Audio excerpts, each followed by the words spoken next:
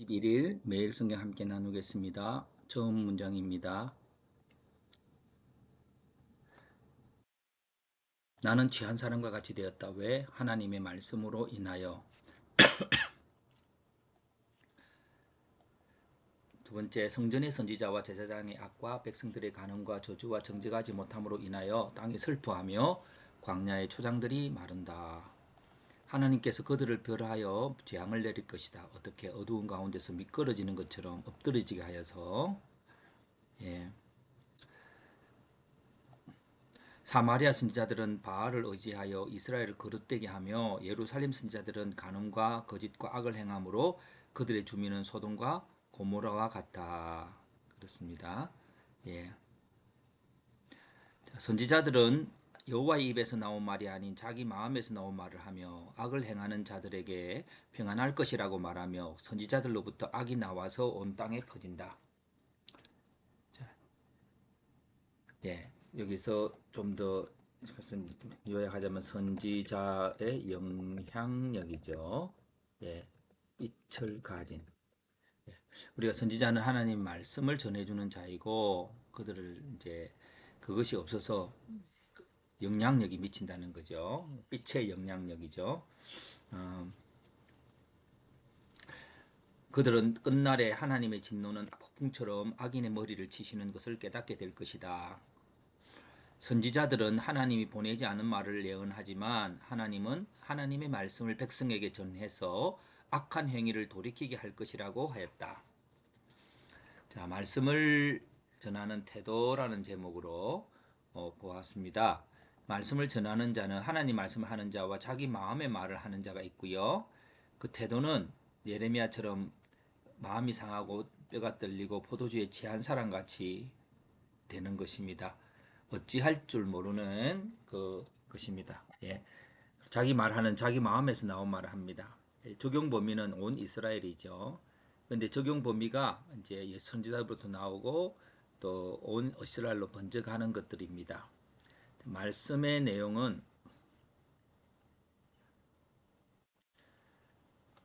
하나님 말씀하는 자는 진노가 악을 행하는 자에게 끝까지 임할 것이라는 거고 자기 마음의 말을 하는 자는 평강하다고 그랬습니다. 하나님을 멸시하는 자에게라도 괜찮아 라고 말하는 거고 말씀의 효능은 어두운 가운데 미끄러운 곳이 되는 것이고요. 본문은 없지만은 예, 빛,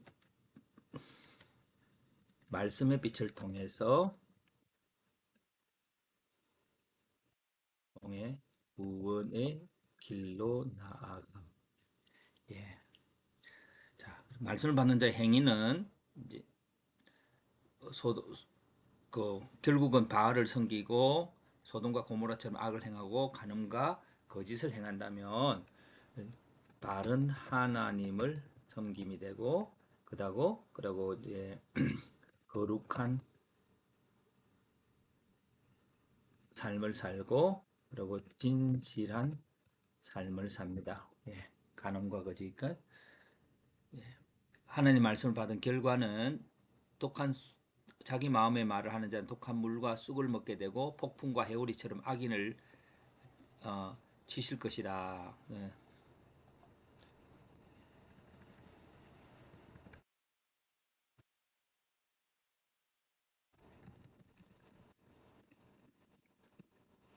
예. 자, 그렇습니다. 그래서 여기서 다시 전체적으로 무슨 주제를 정할까 요약을 한번 합니다. 요약은 선지자의 역할이죠. 선지자들이 하나님 말씀을 하지 않고 할 때에 그 영향력이 어두운 가운데 미끄러워진 것이 되어서 그리고 독한 물과 쑥을 먹게 된다라고 하는 그것들이 본문에 요약된 내용이라고 봅니다. 그래서 한번 글을 적어 봅니다. 하나님 말씀을 전하는 것이 아니라 자신의 말을 전하는 선지자들이 하는 말로 인하여 나라는 폭풍과 같은 삶을 살게 된다. 하나님의 말씀은 그들의 악으로 인하여 나라가 진노 가운데 있게 될 것이라고 하신다. 그들은 하나님 말씀을 알지 못하여 어두운 가운데 행하다가 미끄러지는 자와 같다.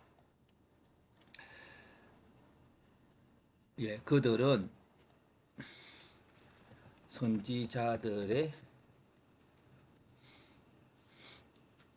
잘못된 태도로 인하여, 그렇죠. 선지자의 영향력에 대해서 말하고 있죠. 그래서 하나님 말씀을 아는 우리는 삐치신 그리스도를 전하며 그들이 악을 버리고 공의를 행하도록 하여야 할 것이다. 예. 특별히 오늘 우리들이 예수님 안에 있으면 예수님으로 인한 구원이 어떻게 일어나는가? 믿음으로 얻는다 하는 그 마음 안에, 그 믿음은 우리의 죄를 위해서